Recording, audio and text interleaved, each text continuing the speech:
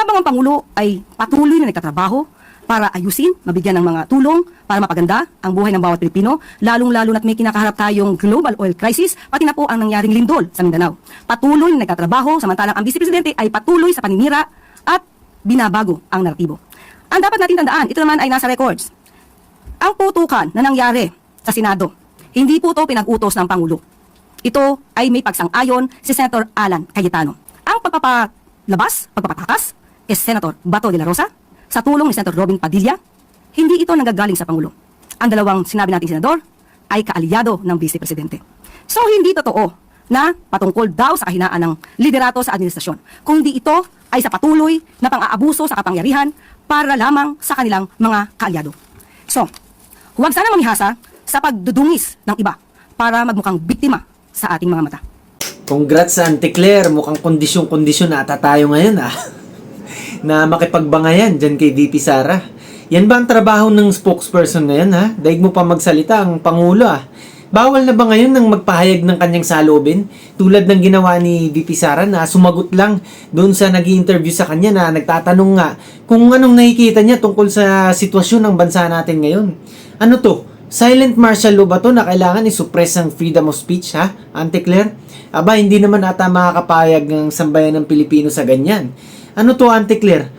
Gusto nyo kayo na lang lagi ang magsasalita, na kayo na lang lagi ang tama, samantalang ang VP Sara namin, hindi yan sanay kasi sa mga matatamis na salita, sa mga matatamis na mga talumpati, hindi tulad ng administrasyong bulok na ito, na dinadaan sa mga ganyan, mga papreskon, papogi, pagtatawag ng media, at kailangan pagkakalandakan pa ata ang mga minor na proyekto, yung mga tungkol sa bagong silid-aralan o yung mga classrooms na kung tutusin komento ng mga pangkaraniwang mga Pilipinong tulad namin, proyekto ng mga mayor yung ganyan.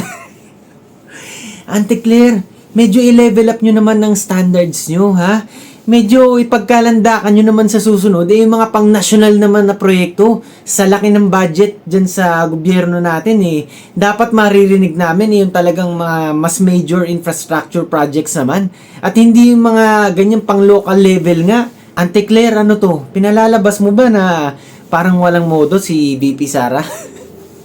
Paanong nangyari yan? Sino ba dito ang tila umaga hanggang gabi nagpaplano kung paano mapabagsak ang mga Duterte at ang mga kaalyado niya?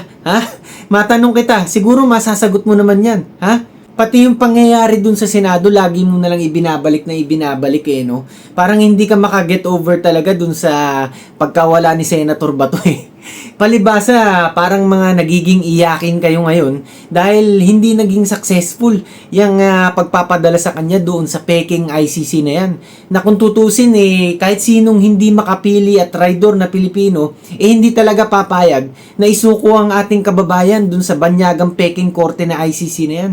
Kaya Auntie Claire, bago kayo mag-iiyak dyan isipin nyo muna talaga kung sino ang nakakahiya dito. Hindi nyo naman kailangan na magtodo effort pa, na kailangan mag-group effort para lang tila mapabagsak ang nag-iisang babae na taga Mindanao pa, na si VP Sara, Palibasa, napakasimpleng tao lang ni VP Sara na ganyan, hindi na kailangan ng mga matatamis na mga salita pa.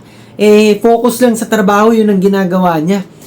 Palibasa siguro, ang administrasyong bulok na ito, habang pinagtatakpan yung mga maliliit na butas na pang temporary fix lang habang ang milyong-milyong mga Pilipino talagang gutom na ngayon sa taas ng mga bilihin ang VP Sara Duterte namin nagpapakatotoo lang talaga sa kanyang responsibilidad bilang Vice Presidente ng bansa natin. Kaya wag nyo naman sanang pagbintangan at kainggitan itong si VP Sara dahil hindi siya katulad ng administrasyong bulok na ito na plastic